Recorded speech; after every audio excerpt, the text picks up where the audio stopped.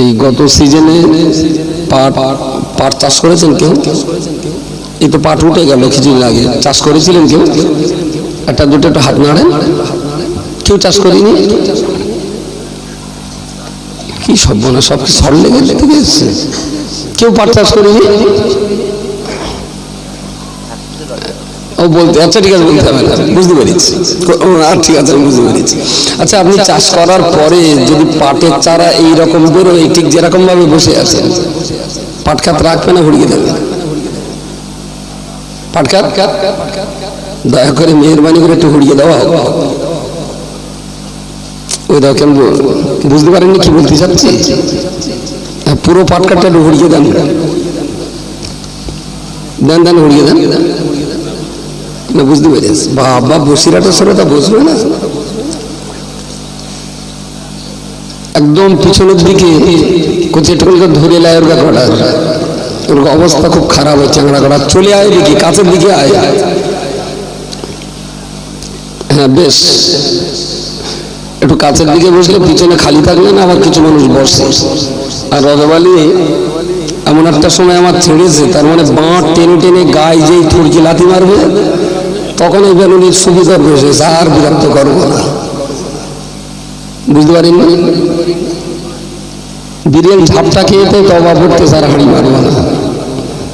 তার মানে গায়ে এমন সময় ছেড়ে দিয়েছে, যের পরে বাঁটে হাতগুলি লাথি মারবে।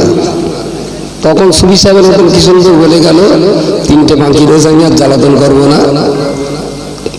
বিরাট একটা সুফি জুড়ি ফিরিয়ে চলে গেল। এবার তুমি লাথি খাও। এখন যেহেতু এটা ওর বাড়ির সাথে, যেভাবে আমার খাদ্য দেয় সেইভাবে খাতে হবে। যদি বলে পাতা উল্টো করে খাতে হবে, তাই খাতে হবে। যারা রয়েছেন, প্রথমত কোরআন শরীফের 2টা আয়াত থেকে আপনাদেরকে কিছু কথা শোনাই। একটা আয়াত পড়েছি, রব্বানা আমান্না বিমা আনজালতা ওয়াত্তাবা'নার রাসূলা ফাকতুবনা মা'আশ শাহিদিন। সঙ্গে আরেকটা আয়াত, ইন্নাল্লাযীনা ক্বালু রাব্বুনাল্লাহ সুম্মা ইসতাকামু তাতানাজ্জালু আলাইহিমুল মালাঈকা আল্লা তাখাফু ওয়া লা তাহজানু ওয়া আবশিরু বিল জান্নাহ আল্লাতী কুনতুম তুআদুন। সুবহানাল্লাহ বলেন। এই ভাইটার একটুখানি বলেন, পা গুটিয়ে বসতে, পেটে কচি টচি নাকি? তো কিরম বসা বলছেন, মনে হচ্ছে একটু পরই ডেলিভারি হবে।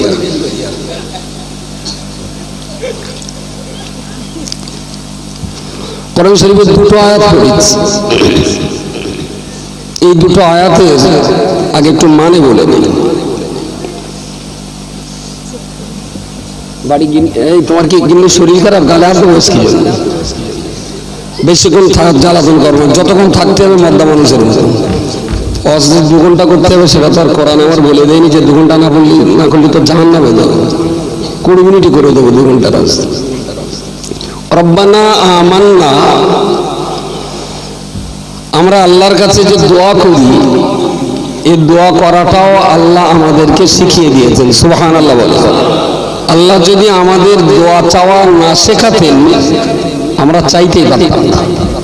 আমরা খুব ভালো করে খেয়াল করে দেখেন, ছোট বয়সে যখন মার কাছে পয়সা চাইতেন, মা বলতো আমার কাছে নেই, কিন্তু বাচ্চা তো সোনা বান্ধা না, তখন মা বলতো আস্তে আস্তে তোর আব্বার কাছে চা।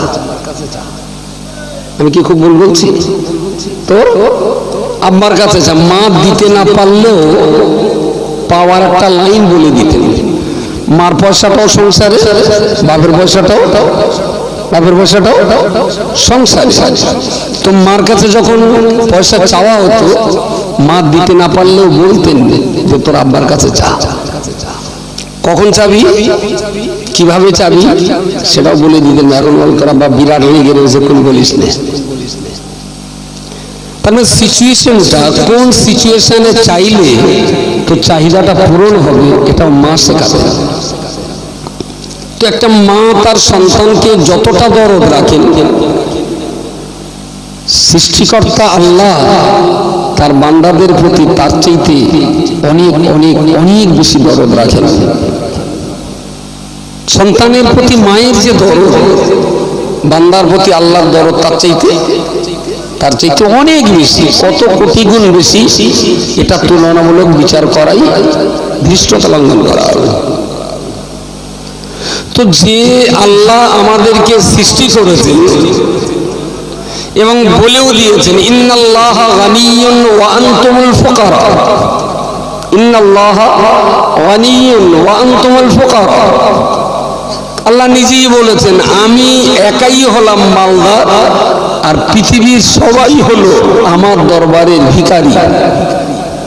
রাজা, বাদশা, জমিদার, আলেম, ওলামা, পীর, ফকির, সুফি, দরবেশ, নেতা, লিডার, तमाम দুনিয়া সবাই হলেন আল্লাহর মুকাফিক্ষী, আল্লাহর কাছে মুহতাজ।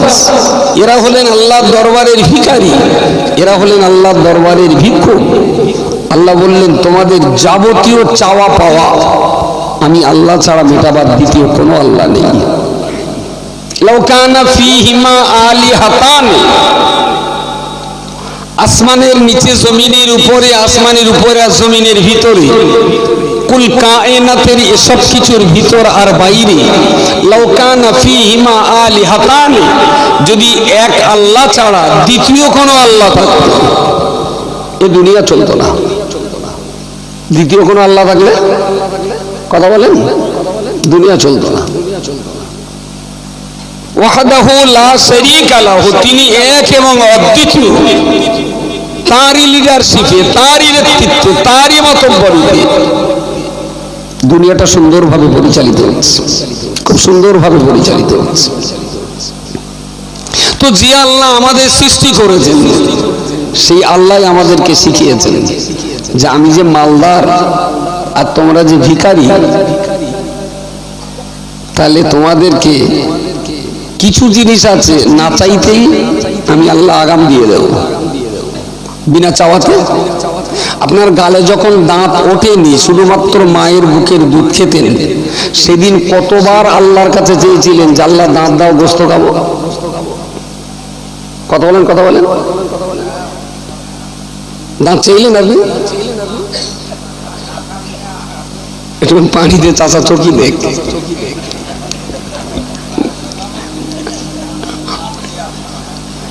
নাবালক অবস্থাতে পৃথিবীর মুখে ভূমিষ্ঠ হওয়ার পরে ক্ষুধা লেগেছিল, কেঁদেছিলেন, তখন কি আল্লাহকে বলেছিলেন আল্লাহ মায়ের বুকে একটু দুধ দাও, আমি খাবো? কথা বলেন, দাঁত চেয়েছিলেন? অসংখ্য রকমের নিয়ামত রয়েছে যেগুলো আল্লাহর কাছে চাওয়ার আগেই আল্লাহ আমাদেরকে দিয়ে দিয়েছেন। বলুন সকলে সুবহানাল্লাহ। এবারে যখন সাবালকের দরজায় পৌঁছে গেলেন, বুঝ বুদ্ধি বিবেক হলো, তখনই এবার আল্লাহ বললেন এবার তো চাইতে হবে, তারপর দেবো। তুই না চাইলে দেব না। তা কিভাবে চাইতে হবে, সে চাওয়ার ভঙ্গিমাটাও, চাওয়ার ভাষাটাও আল্লাহ আমাদেরকে শিখিয়ে দিয়েছেন যে তোমরা এইভাবে এইভাবে আমার কাছে চাও। আমি যে আয়াতটা বলেছি, এই আয়াতটা হলো তৈরি করা আল্লাহ, কিন্তু বলতে হবে আমাদের। কোরআন কার বাণী? কোরআন কার কথা? আল্লাহর কথা। তাহলে কোরআনে আছে রব্বানা আমান্না, হে আমাদের প্রভু, আমরা আপনার প্রতি একাত্মবাদের ঈমান গ্রহণ করলাম। এই কথাটা কি? যদি বলি এ কথাটা আল্লাহ বলছেন, হে আমাদের প্রভু, তাহলে আল্লাহর উপরে কি আর কোনো প্রভু আছে? তাহলে এই কথাটা আল্লাহ তৈরি করা, তবে কথাটা আল্লাহ নিজের জন্য প্রযোজ্যের ব্যাপারে কথাটা তৈরি করেননি। কথাটা প্রযোজ্য হবে বান্দাদের ক্ষেত্রে। বান্দারা এইভাবে বলবে আমি আল্লাহর কাছে রব্বানা আমান্না, হে আল্লাহ আমরা ঈমান কবুল করে নিয়েছি, বিমা আনসালতা, যা কিছু আপনি আপনার কিতাব কোরআন শরীফে নাযিল করে দিয়েছেন, ওয়াত্তাবা'নার রাসূলা, আর আমরা অনুসরণ করেছি আপনার নবী মুহাম্মদ মুস্তাফা সাল্লাল্লাহু আলাইহি ওয়াসাল্লামকে। ফাকতুবনা মা'আশ শাহিদিন, ফাকতুবনা মা শাহিদিন। আপনার কোরআনের কথা যখন মেনে নিয়েছি আর আপনার নবীর রিসালাত অনুযায়ী তার আদর্শে যখন জীবন চালাচ্ছি, তো আমাদের নামটা আপনি শহীদ বান্দাদের তালিকায় লিপিবদ্ধ করে দিন। জোরে বলুন সুবহানাল্লাহ। আর নাম যদি একবার শহীদদের তালিকায় উঠে যায়, আর কোনো ভয়, আর কোনো ভয়?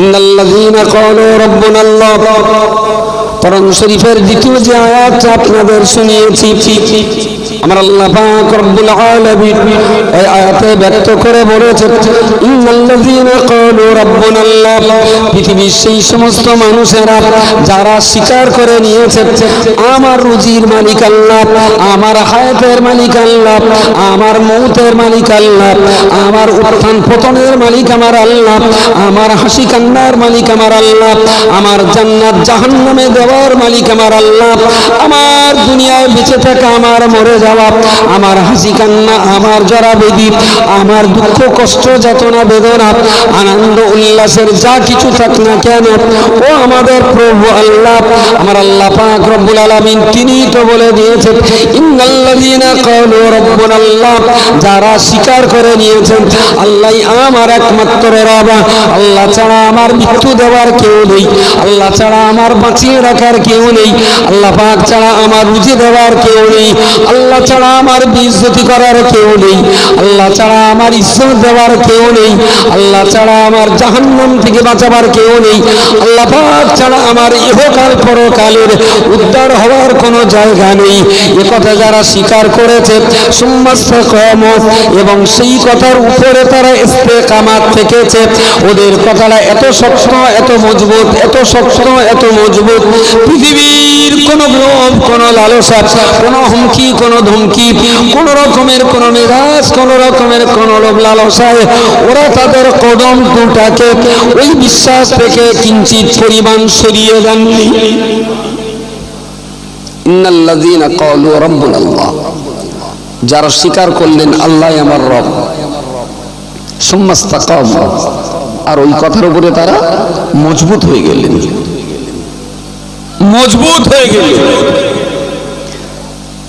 এই খুঁটিগুলো না বসানো খুঁটি, আসবাদে কাল এই খুঁটি, কাল দিনটা বাদ দিয়ে পরশু দিনে খুঁটি আবার তুলে দেওয়া যাবে। আচ্ছা, এই খুঁটিটা যতটা সহজে তুলে নেবেন পরশু দিন, ওই পিলারটা ততটা সহজে তোলা যাবে।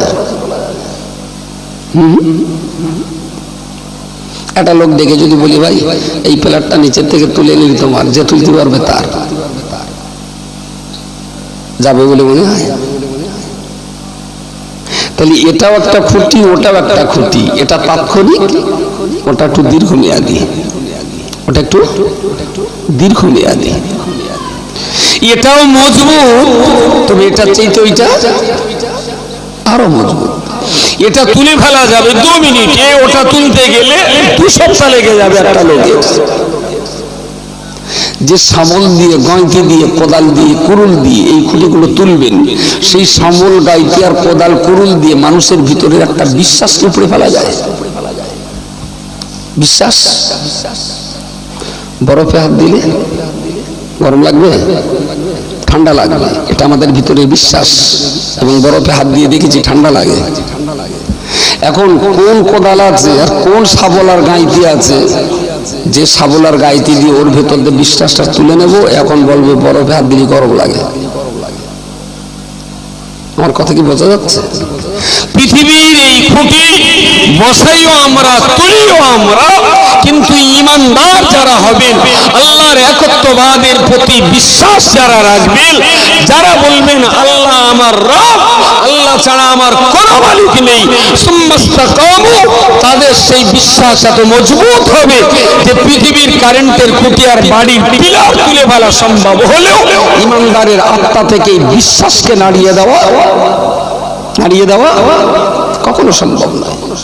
তা যদি সম্ভব হতো তাহলে যুদ্ধক্ষেত্রে সাহাবীরা মরবেন কেন বলুন? মৃত্যুর ঠিক আগেই তো পালালে মিটে যেত।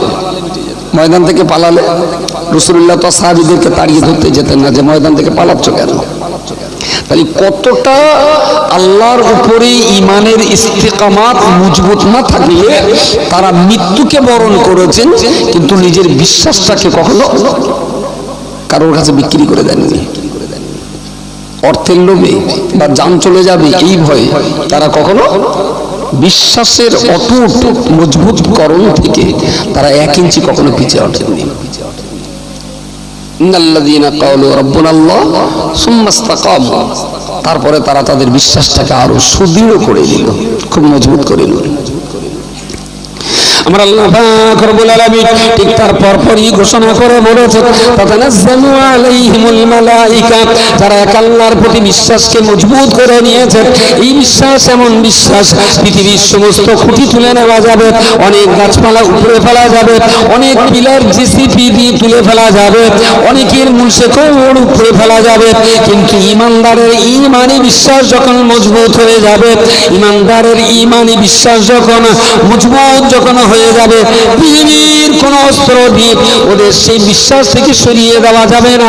ওরা যদি ওদের বিশ্বাসটাকে এত মজবুত করে নিতে পারে, আমি আল্লাহ তখন তাদের জন্য সুসংবাদ দিয়ে বলছি, তাতানাজ্জালু আলাইহিমুল মালাইকা, ওদের জন্য আমি আল্লাহ আমার পক্ষ থেকে ওদের হেফাজতের জন্য আমি আল্লাহ পাক আমার বিশ্বাসী বান্দাদিগের সুরক্ষা দেওয়ার জন্য আমার পক্ষ থেকে ফেরেশতা নাজিল করে থাকি। জোরে বলুন সুবহানাল্লাহ। একটু সবাই মিলে বলেন না সুবহানাল্লাহ। জোরে বলতে হবে না, কিন্তু ফাঁকি দেবেন না। ভালো কাজের সমর্থন না থাকলে না ঈমানের ক্ষতি হয়। তো আল্লাহর প্রশংসার কাজে যদি আপনি অসন্তুষ্ট হন, আল্লাহর প্রশংসার কাজে অসন্তুষ্ট হলে ঈমানি খাতরা হয়। সেই জন্য রাজধানী হয়েছে। আমি খুব চিৎকার করে বলতে বলবো না, কিন্তু আল্লাহর হস্তে কেউ যেন ফাঁকিটা দেবেন না। সুবহানাল্লাহ, আলহামদুলিল্লাহ, আল্লাহু আকবার। এগুলো হলো এই মজলিসের কি বলবো অলংকার, গহনা। একটা নারী হাতে দুটো চুড়ি দিলেন, গলায় একটা হার দিলেন, পায়ে একটা নপুর দিলেন, কপালে একটা সীতাদুল ঝুলিয়ে দিলেন, কানে দুটো মাকড়ি দিলেন, নাকে একটা নাক চাবি দিলেন। মনে হচ্ছে আমি বিয়ে করতে পারলে ভালো হতো। এই গহনাগাটি দিলে ওর সৌন্দর্য বাড়ে, আর গহনাগুলো সব খুলিলি থাড়ক আসবে না, দেখাবে, কেউ পছন্দ করবে না। ধর্মসভার মজলিসে মাঝে মাঝে সুবহানাল্লাহ, কখনো আলহামদুলিল্লাহ, কখনো আল্লাহু আকবার, এটা হলো এই মজলিসের অলংকার, এই মজলিসের অলংকার, গহনা। সুতরাং এই গহনা থাকলে না মজলিস সুন্দর দেখাবে, আর গহনা খুলে নিলে ওরকম থাড়ক আসবে না, দেখাবে। সবাই মিলিতভাবে বলেন সুবহানাল্লাহ। কেউ ফাঁকি দিতে নেই, এটা আল্লাহকে ডাকছেন। আপনি কি আমার প্রশংসা করছেন? আল্লাহর প্রশংসা করছেন। আচ্ছা, সুবহানাল্লাহ বলতে কি কোনো বিল টিল ওঠে? কোনো বিল? সুবহানাল্লাহ বললে কি করোনা হওয়ার ভয়টা আছে? হ্যাঁ। ইন্নাল্লাযীনা ক্বালু রাব্বুনাল্লাহ সুম্মা ইসতাকামু, আল্লাহকে প্রভু বলে যারা নিজের বিশ্বাসটাকে অটুট করে নিয়েছেন, এত অটুট যে কোনো ঝড়, কোনো ঝঞ্ঝা, কোনো সাইক্লোন, কোনো লোভ, কোনো লালসা, ধমক দিয়ে বললুম যদি এক আল্লাহর পথ থেকে ফিরে না আসিস তাহলে তোর কতল করে দেব। সে দাঁড়িয়ে বুক চিতিয়ে বলল আমি কতল হতে রাজি আছি, কিন্তু এই বিশ্বাস থেকে সরতে রাজি না। আমি কতল হতে রাজি আছি, কিন্তু একত্ববাদের এই ঈমান, এই বিশ্বাস থেকে আমি সরে যেতে রাজি না। যদি এইভাবে বুক ফুলিয়ে যদি শক্ত হয়ে দাঁড়াতে পারে, তাদের জন্য আল্লাহ সুসংবাদ দিয়েছেন, তাতানাজ্জালু আলাইহিমুল মালাইকা, ওদের সুরক্ষার জন্য আমি আল্লাহ আমার পক্ষ থেকে ফেরেশতা পাঠানো হয়। জোরে বলুন সুবহানাল্লাহ, সুবহানাল্লাহ, সুবহানাল্লাহ। আল্লাহ ফেরেশতা দিয়ে তাদেরকে সুরক্ষিত করবেন। আমার আল্লাহ পাক রব্বুল আলামিন ঠিক তার পরপরই বান্দাদের জন্য বলে দিয়েছেন, তাতানাজ্জালু আলাইহিমুল মালাইকাতু আল্লা তাখাফু ওয়া লা তাহজানু। ওই ফেরেশতা পৃথিবীতে অবতরণ করবে, ওই বান্দা দুই পাশে দাঁড়িয়ে যাবে, বান্দার কানে কানে বলতে থাকে, ও আল্লাহর বান্দা শুনুন না, আপনি আল্লাহকে রব বলে গ্রহণ করেছেন, আর এই বক্তব্যটাকে মজবুত করে নিয়েছেন, আপনার বিশ্বাসটাকে দুর্ভেদ্য করে নিয়েছেন, আপনার বিশ্বাসটা কেউ তুলিয়ে নাড়িয়ে দিতে পারবে না। আপনার বিশ্বাসের জায়গায় দাঁড়াবার জন্য কত হয়ে যেতে আপনি রাজি হবেন, শহীদ হয়ে যাবেন, তবু আপনার বিশ্বাসকে সঙ্গে কখনো বিশ্বাসঘাতকতা করবেন না। আপনার এই দুইটা কাজের বিনিময়ে আল্লাহ পাক রব্বুল আলামিন আমাদের মতো ফেরেশতাকে আপনার সুরক্ষার জন্য পাঠিয়ে দিয়েছে। আমরা ফেরেশতা এসেছি আপনার সুরক্ষা দেওয়ার জন্য। আল্লাহ তাখাফু, আজকে থেকে আর আপনার কোনো ভয় নেই। আরেকবার বলেন সুবহানাল্লাহ। ওয়ালা তাহজানু, আজ থেকে আর দুশ্চিন্তা করতে হবে না। ওয়া আবশিরু বিল জান্নাহ, আর আমরা আল্লাহর পক্ষ থেকে আসা ফেরেশতা মণ্ডলী আপনাকে জান্নাতে যাওয়ার সুসংবাদ দিচ্ছি। এখানে আমার বলে দিতে হবে মাশাআল্লাহ। তাহলে ওয়া আবশিরু বিল জান্নাহ, আমরা সুসংবাদ দিচ্ছি সেই জান্নাতটার আল্লাতী কুনতুম তুআদুন, যে জান্নাতটা আপনারা আল্লাহর কাছে চাইতেন, যেটা চাইতেন যে আল্লাহ হিসাব অন্তে আমাদেরকে জান্নাত দিও, সেই জান্নাতে তুমি পৌঁছে যাওয়ার হাজারো লাখো বছর আগে আমরা তোমাকে আগাম সেই জান্নাতের সুসংবাদ দিয়ে দিলাম। আরো একবার বলুন সুবহানাল্লাহ। রব্বুল আলামিন আল্লাহ পাকের কোরআন শরীফের দুটো আয়াত আপনাদের কাছে শুনিয়েছি। দুটো আয়াত একত্রিত করলে মাত্রটা কেমন দাঁড়াবে আল্লাহর বান্দা মনে রাখুন। প্রথম যে আয়াতটা আপনাদেরকে শুনিয়েছিলাম, রব্বানা আমান্না বিমা আনসালতা, ও আল্লাহ আমরা বিশ্বাস করে নিয়েছি কোরআনে যা কিছু আপনি নাযিল করেছেন সব কিছুকে আমরা বিশ্বাস করে নিয়েছি। ওয়াত্তাবানার রাসূল, আর আপনার নবী মুহাম্মদ সাল্লাল্লাহু আলাইহি ওয়াসাল্লামের অনুসরণ আমরা করছি। ফাকতুবনা মা'আশ শাহিদিন, আপনার কোরআন মেনে চলার কারণে, আপনার নবীর অনুসরণ করার কারণে আমাদের নামটাকে আপনি আপনার শহীদ বান্দাদের তালিকাভুক্ত করে নিন। এটা যেমন আল্লাহর কাছে আমাদের দোয়া ছিল, এটা যেমন আল্লাহর কাছে আমরা ফরিয়াদ করে বলি, তেমন আল্লাহ নিজে যেটা আমাদেরকে বলেছেন, পৃথিবীর সেই সমস্ত মানুষেরা যারা আমি আল্লাহ আমাকে রব বলে স্বীকার করে নিয়েছে এবং ওই বক্তব্যটাকে বিশ্বাসটাকে মজবুত করে নিয়েছেন, তাতানাজ্জালু আলাইহিমুল মালাইকা, তাদের জন্য আল্লাহ ফেরেশতা নাজিল করে দেবেন। ওই ফেরেশতা পৃথিবীর মাটিতে এসে বান্দার কানে কানে এটাই বলবেন, আল্লাহ তাখাফু, তোমাদের কোনো ভয় নেই, ওয়ালা তাহজানু, তোমাদের দুশ্চিন্তা করতে হবে না, ওয়া আবশিরু বিল জান্নাত, আমরা আল্লাহর পক্ষ থেকে আপনাকে সেই জান্নাতের সুসংবাদ দিয়ে দিলাম, আল্লাতী কুনতুম তুআদুন, যে জান্নাত আপনারা আল্লাহর কাছে চাইতেন। তাহলে একটা জায়গায় আমরা দোয়া করলাম যে কোরআন মানি নবীর পথে চলি, কোরআন মানি নবীর পথে চলি, এই দুটোর বিনিময়ে আল্লাহ শহীদদের খাতায় নাম লিখে দিলেন। এটা আমাদের দোয়া, এটা আমরা আল্লাহর কাছে চেয়েছি। আর আল্লাহ নিজের থেকে কি বলেছেন, তোমরা যারা আল্লাহকে প্রভু বলি মজবুতির সঙ্গে দাঁড়িয়ে আছো, তোমাদের জন্য থাকবে ফেরেশতা যারা তোমাদের দুশ্চিন্তা ভয়ভীতির অভয়বাণী শোনাবেন, যারা তোমাদেরকে জান্নাতের সুসংবাদ দেবেন। এবার আসুন, আল্লাহ কোরআনের বিশ্বাস আর নবীর ইতাআত, এই দুটোর উপরে ভিত্তি করেই তো আমাদের ইমানের এই বিশ্বাসটা মজবুত হবে। ইমানের যে বিশ্বাস, এখানে যারা আছেন কেউ বলবেন যে 1 কোটি টাকা দিলে আপনি বলবেন যে লা ইলাহা ইল্লাল্লাহ মুহাম্মাদুর রাসূলুল্লাহ, এই কথাটা মিথ্যা? 1 কোটি টাকা দিলে, যদি 100 কোটি টাকা দেয়, ভাই পিছনের দিকের খবর কি বলবেন? 1 কোটি টাকা দিলে যে কলমা মিথ্যা, 1 কোটি টাকা। হ্যাঁ হ্যাঁ, কথা বলেন না কেন? পিছনে ভাইদের জিজ্ঞেস করছি, পিছনে পিছনে। আচ্ছা আমি কি একটু টেরা বানা নাকি বলেন? আমি ওর দিকে তাকাচ্ছি, ওর আবার এই দিক খুঁজতে, সে দুটা টাস ওরম টেরা বানা, এদিক ফিরে থাকে মনে হয় কাঁঠাল গাছের দিক ফিরে দেয়। তাহলে আচ্ছা এখানে তো এত লোকের সঙ্গে বললেন না, বলবো না, যদি এখান থেকে তুলে আড়ালে 1,10,000 টাকা ঢুকিয়ে দে বললে এই 10 লাখ দিল, 90 লাখ দেবেন, একটু বল যে লা ইলাহা ইল্লাল্লাহ মুহাম্মাদুর রাসূল, এটা মিথ্যে কথা। যদি গোপনে বলি ওখানে বলবেন? তাহলে সাহাবীদের যত মজবুত ছিল অত মজবুতি ভাবনা না ভাবতে পারলেও আমাদের খুঁটিটা বলো, আমাদের বিশ্বাসটা বলো একেবারে ডেকোরেটরের খুঁটি না, যে আজকে প্রতিবার কালকে তুলবো। এই বিশ্বাসটা তো রাখা যায় নাকি? হয়তো আমরা সাহাবীদের মতো অত পাকা ইমানদার হতে পারিনি, কিন্তু এটাও তো আশা করতে পারি যে একেবারে ডেকোরেটরের খুঁটি না, যে 2-4 গা পানি দেওয়া, গোড়ায় একটু পানিতে হকাস ফকাস করে নাড়া দিয়ে খুঁটি উঠে গেল। প্রিয় রাসূল সাল্লাল্লাহু আলাইহি ওয়াসাল্লাম মসজিদে নাবাবিতে জোহরের নামাজ পড়ে কিবলামুখী হয়ে বসে আছেন, সাহাবীরা চারিধারে বসে কথাবার্তা হচ্ছে।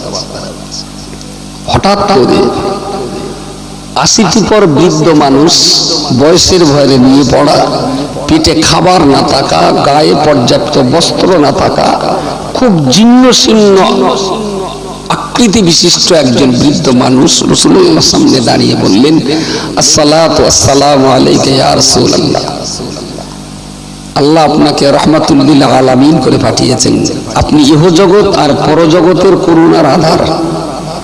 আধার মানে তো প্রায় সবাই হয়, নবীকে আল্লাহ করুণার আধার করে পাঠিয়েছেন। আধার মানে কিছু তো বলেন, আধার মানে একটা আধার মানে অন্ধকার, সেটা হলো চন্দ্রবিন্দুর আধার, আর আধাকার আধার মানে পাত্র। চন্দ্রবিন্দুর দিয়ে যদি বলি আধার বলি তাহলে সেটা অন্ধকার, আর চন্দ্রবিন্দু তুলে দিয়ে শুধু যদি আধাকার আধার বলি আধার মানে পাত্র। আচ্ছা, এটা তো কেউ জানতেন না। এইটা ওমা আরসালনাকা ইল্লা রাহমাতাল লিল আলামিন, ইয়া রাসূলুল্লাহ, আসমান আর জমিনবাসী সকলের জন্য আল্লাহ তো আপনার করুণার পাত্র করে দিয়েছেন। আপনার করুণা, আপনার এই পাত্র থেকে করুণা, দয়া, মায়া নিতে কারো তো বাধা নিষেধ নেই। হুজুর, আমি আপনার এই করুণার পাত্র থেকে একটু কি দয়া পেতে পারি? নবী বললেন, তুমি কি দয়া পেতে চাও? জীর্ণ শীর্ণ আকারের 80টি পর বৃদ্ধ মানুষটি বললেন, হুজুর আমি ক্ষুধার্ত, আমার কিছু খাবার খেতে দিন। দেখছেন তো এই ঠান্ডার সময় আমার গায়ে পর্যাপ্ত বস্ত্র নেই, আমার কিছু শীতের কাপড় দিন। আমার বাড়িওয়ালারা ক্ষুধার্ত আছে, তাদের জন্য কিছু খাবার দিন। আর আমার বাড়িটা অনেক দূর, আমার কিছু রাস্তা খরচার পয়সা দিন। কটা জিনিস চেয়েছেন? কটা? 4টে না? পেটের খাবার, পরনের বস্ত্র, বাড়ির খাবার আর যাওয়ার খরচা, 4টে জিনিস চেয়েছে। প্রিয় রাসূল সাল্লাল্লাহু আলাইহি ওয়াসাল্লাম তাকে বললেন, শোনো, তুমি এমন একটা সময় এমন একজন ব্যক্তির কাছে চাইছো যার আজকে দুপুরে বাড়িতে খাওয়ার কিছুই জোগাড় হয়নি। কিছু পাওয়া যাচ্ছে? তুমি এমন একজন অভাবী ব্যক্তি আর এমন একজন ব্যক্তির কাছে চাইছো, আসলে যার কাছে চাইছো তার দুপুরে আজকে খাওয়াও হয়নি। তোমার তো চাওয়ার জায়গাটা আছে, আমি মুহাম্মদ, আমার তো চাওয়ার জায়গা নেই। নবীর জন্য ভিক্ষে করা হারাম। পেটে খাওয়ার জন্য পৃথিবীতে কোনো নবী ভিক্ষে করেননি। এবং এটা শুধু নবীর জন্য না, নবীর বংশধর যারা, তাদের জন্য হাত পেতে চেয়ে নেওয়া হারাম। আমাদের দেশে এক ধরনের আওলাদে রসুল চেনা যাবে, হাত পাতে চেয়ে নিচ্ছে। বুঝতে পারেননি? আওলাদে রসুল জিন্দেগিতে হাত পাতবে না। নবীর বংশধরদের জন্য আল্লাহ হারাম করে দিয়েছেন, তারা না খেয়ে মরে গেলেও কখনো মানুষের কাছে কখনোই হাত পাতবে না। কত বড় চিটার না হলে এক আওলাদে রসুল দাবি করা এক চিটার, ফের ওই নামের উপরে দাঁড়িয়ে হাত পেতে চেয়ে নেওয়াটা আর এক চিটার। সালা চিটার স্কয়ার, চিটার গুণিতক চিটার। নবী কখনো হাত পাতেননি। বলছেন তুমি তো আমার কাছে চাইছো পেটের খাবার, গায়ের পোশাক, বাহন এবং বাড়ির খাবার, আমারও না আজকে দুপুরে খাওয়া কিছু হয়নি। পরক্ষণেই বললেন আমি তোমাকে কিছু দিতে না পারলেও একটা রাস্তা বলে দিতে পারি। বলে বলুন। বললেন জান্নাতের মহিলাদের যিনি রমণী লিডার হবেন ফাতেমাতুজ জাহরা রাদিয়াল্লাহু আনহা, তুমি পারো যদি একবার ফাতেমার কাছে চেয়ে দেখতে পারো তার কাছে কিছু আছে কিনা। কার কাছে পাঠাচ্ছেন? ফাতেমা নবীর কি হন? বেটি। বলে তো দিতে পারতেন উত্তর পাড়ায় রফিকির কাজ যা, দক্ষিণ পাড়ায় গোলামের কাজ যা, মাঝের পাড়ায় কন্ট্রোল লিডারের বাড়ি যা, হয়তো চাল টাল আজকে দেবে বলে। অন্য কারোর কাছে না পাঠিয়ে রাসূলুল্লাহ আবার যে মেয়েটার কাছে নবী পাঠাচ্ছেন এই মেয়েটা বিয়ের সময় রাসূলুল্লাহ পিতা হিসাবে কিছু জিনিস দিয়েছিলেন, তার ভিতরে উল্লেখযোগ্য যেটা সেটা হলো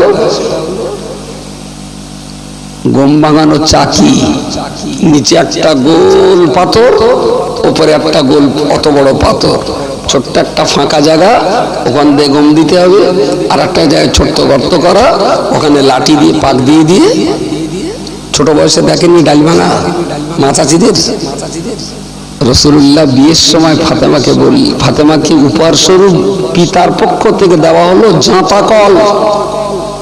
আলী খুব গরিব মানুষ, হয়তো কোনো রকমের দুটো গম জোগাড় করতে পারবে, এই জাঁতা কলটা দিলাম মা, আলীর কষ্ট মেহনত করে উপার্জন করে আনা দুটো গম, তুমি এই জাঁতা কলে একটু পিষে পিষে আটা তৈরি করে দিও মা। যদি কোনো বন্ধুর মেয়ের ভেতর দাওয়াত হয় জাঁতা কল নুকুদে হিসেবে নিয়ে যাবেন, দেখবেন গ্রামের ঝেঁটার একটা মাটিতে থাকে না, মাথায় ওঠে। জাঁতা কল দিলি লেবে আজকাল কেউ? পুলিশ ই টানবি কেডা? এই শালা তুই তো আমার মেয়েটা তো জাহান্নাম করে দিবি, হাঁটে দেখা দুটো ভাতও খাওয়া হবে না। তাহলে অন্য কেউ না, যে বাবা তার মেয়ের গরিব সংসারে সচ্ছলতা ফেরাবার জন্য জাঁতা কল দিয়ে আটা পেশাই করে, গম পেশাই করে আটা খাওয়ার জন্য জাঁতা কল উপহার দিয়েছিলেন, আজকের অভাবী মানুষটার ক্ষুধা নিবারণের জন্য নবী সেই মেয়ের কাছে পাঠাচ্ছেন। আল্লাহ গোনা ক্ষমা করুক, নবীর একটু হুঁশ বুদ্ধি কম ছিল বোধহয়। বলেন যদি নবী একবারে চিন্তা করতেন যে মেয়েদের আমি দিছি কি, কার বাড়িতে দিছি, যার বাড়ি না খাটলে খাওয়া হয় না, যার নিজে বোম ভেঙে খেতে হয় যে বাড়ির মেয়েকে, আমি তারই বাড়ি। আবার মা ফাতেমা একটু হুঁশো গানা ছিলেন।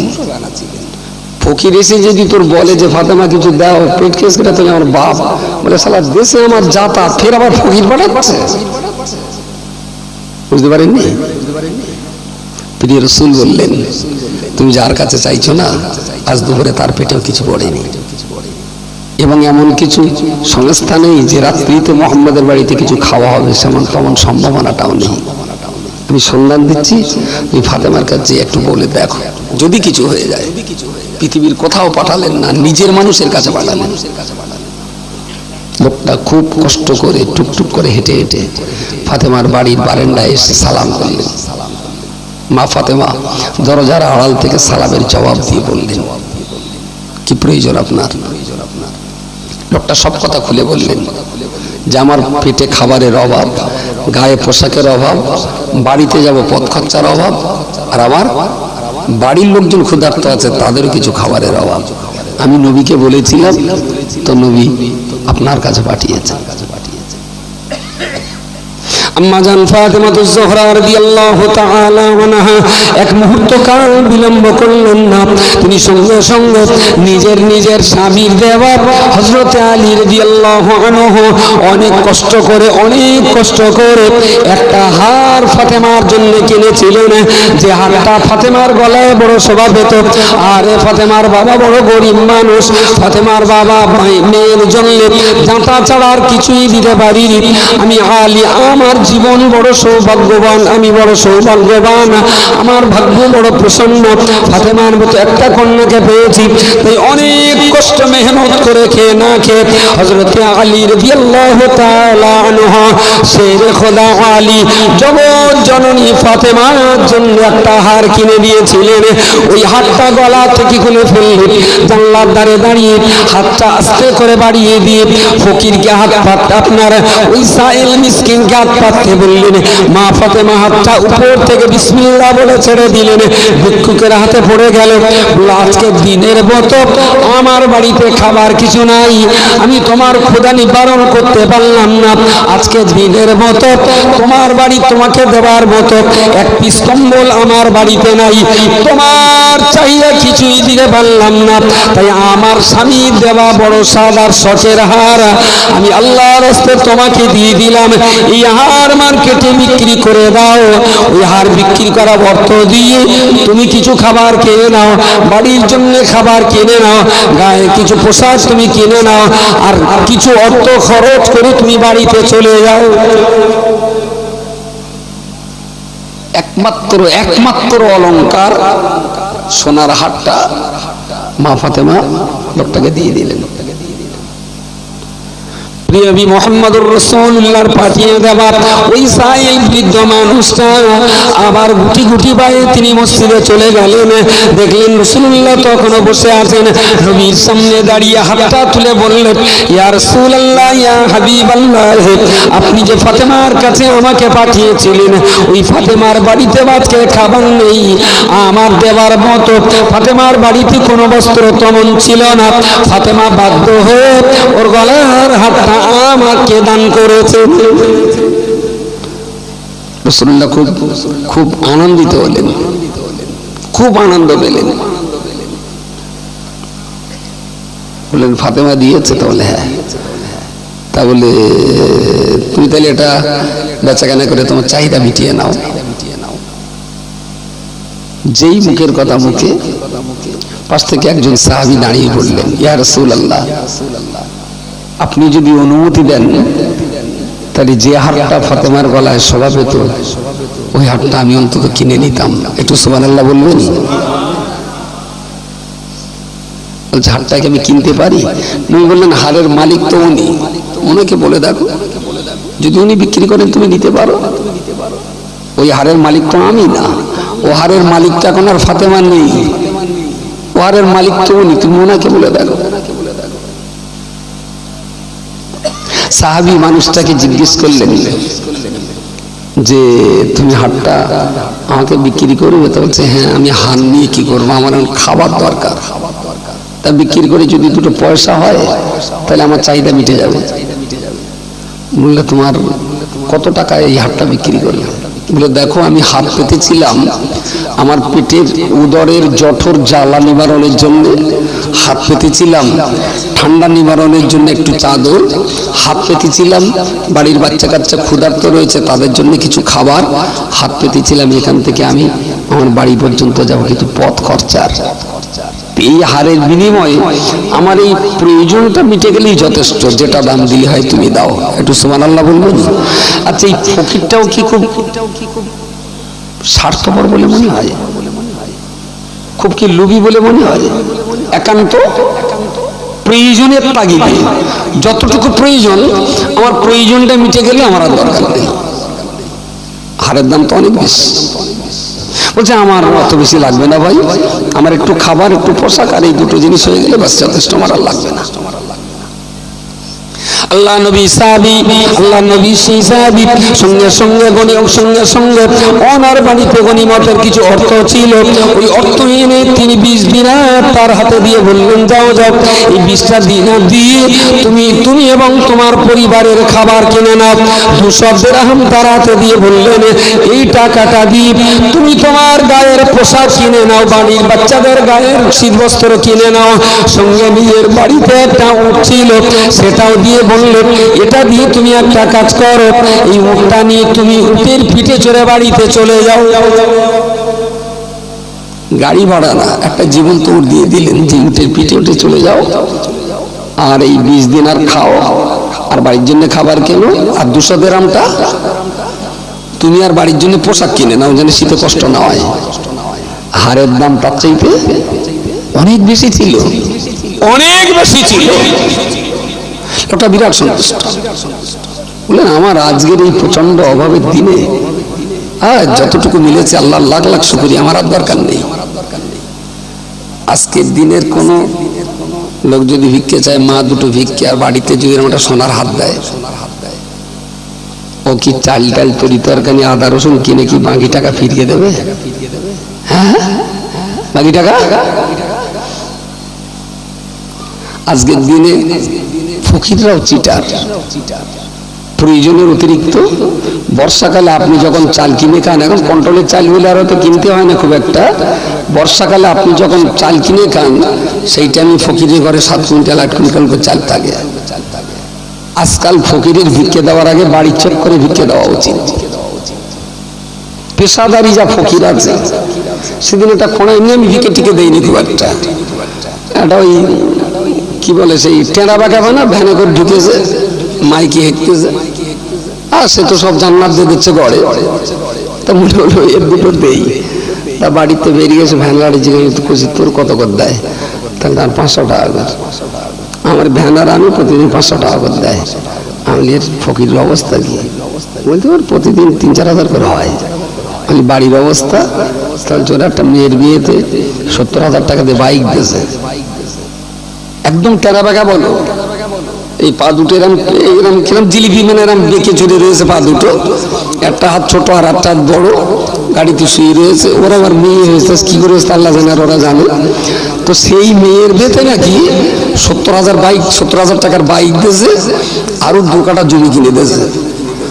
আমার তখন মনে হচ্ছে সালের কাছ থেকে কেড়ে এলে। বিশ্বাস করুন, ইন্ডিভিজুয়ালি ব্যক্তিগত কারুর যে ভিক্ষে দেবে খুব সমস্যা আছে। যারা দেখছে সে হয়তো আপনার চেয়ে বড় লোক, সে হয়তো আপনার চেয়ে ভালো আছে। 10 টাকা নিলাম, সে দেই হলি ঘোড়ার দিন ওর দেবো কেন, যারা দেওয়ার জায়গা আছে কেন দেবো। ফকির সাহেব যিনি সাইল হাত পেতেছিলেন, উনি 20 দিরহাম 20 দিনার খাবার, 200 দিনারের পোশাক, ওট সবকিছু সুন্দর করে পেয়ে গেলেন। বললেন আল্লাহ শুকরিয়া আদায় করছি। আম্মার ইবনে ইয়াসার রাসূলুল্লাহর সেই সাহাবী সোনার হাতটা নিয়ে বাড়ি গেলেন।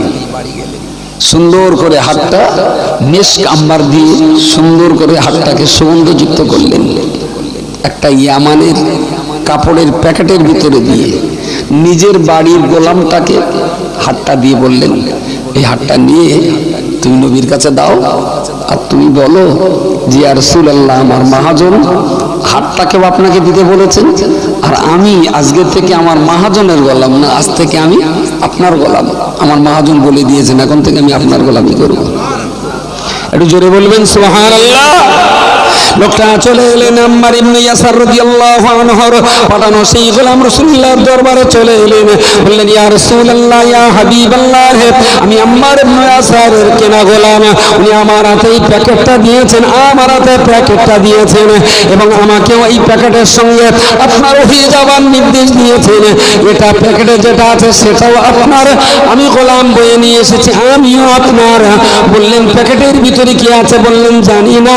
রাসূলুল্লাহ প্যাকেটটা খুলে বার করেই দেখলেন মা ফাতেমা যে হাতটা গরিব মিসকিনকে দান করেছিলেন, মা ফাতেমা যেটাই দিয়েছিলেন আম্মার ইবনে ইয়াসার কিনে নিয়ে গিয়েছিলেন, তিনি এবার সেই হাতটায় মিশকে আম্বার মাখি সুন্দর করে প্যাকেটে করে নবীর কাছে পাঠিয়ে দিলেন। বললেন, এটাকে পাঠিয়েছে? বললেন, আমার মহাজন পাঠিয়েছেন। বললেন, তোমার মহাজনের নাম কি? গোলাম বললেন, আমার মহাজনের নাম আম্মার ইবনে ইয়াসার। রাসূলুল্লাহ বুঝতে পারলেন, সঙ্গে সঙ্গে হাতটাকে আবার নিয়ে প্যাকেটের ভিতরে বন্দী করে বললেন, যাও যাও, চলে যাও, ইহার নেওয়ার যোগ্যতা আমার নাই। ইহার যদি নিতে হয় তাহলে আমার কন্যা ফাতেমার কাছে পৌঁছে দাও। জোরে সরে বলুন সুবহানাল্লাহ। আম্মার ইবনে ইয়াসার তার পাঠানো গোলামটাকে আবার নিয়ে ফাতেমার বাড়িতে চলে গেলেন। বারান্দার নিচে দাঁড়িয়ে সালাম করলেন। মা ফাতেমা জবাব দিলেন, বললেন, কি ব্যাপার, কেন? সব কথা খুলে বললেন। আমার মহাজন প্যাকেট দিয়ে নবীকে দিতে বলেছিলেন, আমি নবীকে দিয়েছিলাম। নবী প্যাকেট সহ এটা আপনাকে দিতে বলেছে, সঙ্গে এটাও আপনি জেনে রাখবেন এই প্যাকেটের ভেতরে কি যেটা আছে সেটাও যেমন আপনার ওই প্যাকেটের সঙ্গে সঙ্গে আমি গোলাম আজকে থেকে গোলাম হয়ে গেলাম। জোরে সরে বলুন সুবহানাল্লাহ। মা ফাতেমাতুজ জোহরা রাদিয়াল্লাহু তাআলা আনহা প্যাকেটটা ছিঁড়ে ফেললেন, ভিতর থেকে বার করে দেখলেন তার দান করা হার। কি ব্যাপার, কি করে এলো? বলে নবী পাঠিয়ে দিয়েছেন। নবী কি করে পাঠালেন? বললেন আম্মার ইবনে ইয়াসার দিয়েছেন। আম্মার কি করে পেল? বলে তুমি যাকে দান করেছিলে তিনি তার খাবারের চাহিদা মেটাবার জন্য আম্মার ইবনে ইয়াসারের কাছে বিক্রি করেছিলেন। আম্মার ইবনে ইয়াসার তার মূল্য পরিশোধ করে দিয়ে এই হার আবার নবীকে দিতে বলেছেন, নবী আপনার কাছে দিতে বলেছেন। ফাতেমাতুজ জোহরা রাদিয়াল্লাহু তাআলা আনহা অশ্রুসিক্ত নয়নে তিনি হাওয়াও করে আপনার শান্তির সঙ্গে কেঁদে ফেললেন। একেবারে আনন্দে তিনি কেঁদে ফেললেন। হাতটা হাতে নিয়ে আল্লাহর কাছে দোয়া তুলে ফরিয়াদ করলেন, বললেন ও রব্বুল আলামিন, আল্লাহ মানুষের চাহিদা মেটাবার জন্য, অভাবী ব্যক্তির অভাব দূরীকরণের জন্য আমি যে হার সাদকা করেছিলাম সেই হারের বিনিময়ে ওই ব্যক্তি 20 দিনারের খাবার পেয়ে গেল, 200 দিরহামের পোশাক পেয়ে গেল, সঙ্গে একটা বাহনের উট আবার পেয়ে গেল। আবার সেই হার আমার কাছে ফিরে এলো। আবার সেই শুধু হার ফিরে আসেনি, বরং জীবন্ত গোলাম আমার ভাগ্যে জুটে গেল। আল্লাহর কাছে যেমন শুকরিয়া আদায় করলেন, তেমন তিনি গোলামকে বলে দিলেন, ও গোলাম তুমি যাও যাও, আমি যেটা সাদকা করেছিলাম যার চাহিদা ছিল আমার হার তার চাহিদা পূরণ করে দিয়েছে। আমার হার আমার করে ফিরে এসেছে। সঙ্গে যে গোলাম পেয়েছি এই গোলাম তো আমি নিতে রাজি না। তোমাকে আজকে থেকে আমি ফাতেমার জনমের মতো তোমাকেও স্বাধীন করে দিলাম। তুমি আজকে থেকে স্বাধীন। ভাই তখনকার দিনে একটা গোলাম স্বাধীন হওয়া কতটা যে আনন্দ ছিল এটা আপনার বোঝানো যাবে না। যেহেতু এখন গোলামের ব্যাপার তো নেই, এখন তো আমাদের দেশে দাসপ্রথা নেই, মানুষ তো কেনা বেচা হয় না। ও যে আম্মার বিন ইয়াসারের গোলাম ছিল, আম্মার বিন ইয়াসার কিন্তু টাকা দিয়ে কিনেছিলেন। আজকের দিনে গরু ছাগলের যেরকম হাট বসে তখনকার দিনে মানুষ কেনা বেচার হাট বসত, ওইরকম হাট থেকে ওটাকে কিনে আনা। সেই গোলাম ফাতেমা আজাদ করে দিলেন। লোকটা খুব হাসতে হাসতে যে রাসূলুল্লাহর সামনে গিয়ে বললেন, ইয়া রাসূলুল্লাহ, অসম্ভব রকমের আনন্দ। কিসে? তাহলে আপনার ফাতেমা বলেছে যে একটা হার ক্ষুধার্ত ব্যক্তির খাবারের সন্ধান দিয়ে দিল, বস্ত্রহীন ব্যক্তির বস্ত্রের সন্ধান দিয়ে দিল, বাড়ি যাওয়ার বাহনের সন্ধান দিয়ে দিল, বাড়ির যারা ছিলেন তাদের খাবারের রাস্তা করে দিল। আবার একটা কেনা গোলামকে স্বাধীন করে দেওয়ার রাস্তা করে দিল। জোরে সোরে বলুন সুবহানাল্লাহ। সারা জীবন যা দান করেছেন ও কি সব একদম হাত থেকে বেরিয়ে গেল এই চিন্তায় দিয়েছেন, না কোনোদিন ফিরে আসবে চিন্তা ভেতরে আছে? ফিরে জোরে বলে ডেকোরেটরের খুঁটি বানা মনে হচ্ছে। ঘোড়ার ডুবি এক ঘন্টা পানিতে ঝাঁকড়া নাড়া দিলেই ঘোড়া ছুটে যাবে। এ দান ছেড়ে দিলাম তো চলে গেল। এই যদি হতো মানুষ দান করতো না। আসলে আজকে মানুষ এই জন্যই দান করে, এই দানের বরকত দুনিয়াতেও ফিরতে পারে, পরকালেও ফিরতে পারে। দাতার নিয়তের উপরে ভিত্তি করে এই দানের কারণে দাতা দুনিয়াতেও ফেরত পেতে পারে, আবার হাসরের মাঠেও এই দান ফেরত পেয়ে খোদার জান্নাত পেয়ে যাবে। ইন্নাল্লাযীনা ক্বালু রাব্বুনাল্লাহ সুম্মা ইসতাকামু, যারা বলেছেন আল্লাহই আমার রব। আর এই কথার উপরে বিশ্বাস মানে ডেকোরেটরের খুঁটি বানা, ডেকোরেটরের খুঁটি সত্যি যদি সেটাই না হয়ে থাকে তাহলে আমি আল্লাহ আপনাদের কাছে বলতে চাইছি, আমি হয়তো বেশি সময় একটু বলে ফেলেছি, তবু এতটুকুই কথা বলবো। আমার আল্লাহ পাক রব্বুল আলামিন কোরআন শরীফের ভিতরে যেমনটা বলে দিয়েছেন, ফাআম্মাল ইয়াতীমা ফালা তাকহার ওয়া আম্মাস সাইলা ফালা তানহারা। প্রিয় নবীকে লক্ষ্য করে আল্লাহ বললেন, ইয়া রাসূলুল্লাহ আলাম ইয়াজিদকা ইয়াতীমান ফাআওয়া, আপনি কি এতিম ছিলেন না? আমি আল্লাহ কি আপনার সবাই হইনি? ওয়াজাদাকা যাল্লান ফাহাদা, আপনি অন্ধকারের ভিতরে ছিলেন, আমি আল্লাহ কি আপনাকে আলোর পথ দেখাইনি? ওয়াজাদাকা যাল্লান ফাহাদা ওয়াজাদাকা গাইলান ফাগানা। ইয়া রাসূলুল্লাহ, ইয়া হাবিবাল্লাহ, খোদার তাড়নায় আপনাকে পরের খেতে পানি তুলতে হয়েছিল, মাঠে ময়দানে মরুভূমিতে ছাগল চড়াতে হয়েছিল। ওয়াজাদাকা গাইলান ফাগানা, এই কঠিন গরিবতার পরে কি আমি আল্লাহ খাদিজার মতো কোটিপতির কোটি কোটি টাকা আমি আল্লাহ কি আপনার হাতে আমি আল্লাহ তুলে দেইনি? ওয়াজাদাকা গাইলান ফাগানা, আপনাকে পাওয়া গিয়েছিল নিঃস্ব রিক্ত হাতের, খালি অসহায়, সেই খালি হাতের মানুষটার হাতে চলে গিয়েছিল খাদিজার সেই অগাধ সম্পদ। ওয়াজাদাকা গাইলান ফাগানা, আপনি কিছুদিনের জন্য হলেও মালদার হয়ে গিয়েছিলেন, অগাধ টাকার মালিক আপনি হয়েছিলেন। ফাআম্মাল ইয়াতীমা ফালা তাকহার ফাআম্মাল ইয়াতীমা ফালা তাকহার। ইয়া রাসূলুল্লাহ, আপনি এতিম ছিলেন, আমি আল্লাহ আপনার সাহারা দিয়েছিলাম, আজ আপনার জন্য আমি আল্লাহই বলে দিলাম ফাআম্মাল ইয়াতীমা ফালা তাকহার। সুতরাং আপনার সামনে যখন কোন এতিম পড়বে, আপনি যেন কোনো দিনের জন্য কোন এতিমকে দূরে ঠেলে দেবেন না। ওয়া আম্মাস সাইলা ফালা তানহারা, আপনি খালি হাতের ছিলেন, খাদিজার অর্থ আমি আল্লাহ আপনার হাতে তুলে দিয়েছিলাম। ফাআম্মাল ইয়াতীমা ফালা তাকহার ওয়া আম্মাস সাইলা ফালা তানহারা। পৃথিবীর জমিনে কোনোদিন কোনো গরিব, কোনো দুঃখ, আপনার কোনো ক্ষুধার্ত, কোনো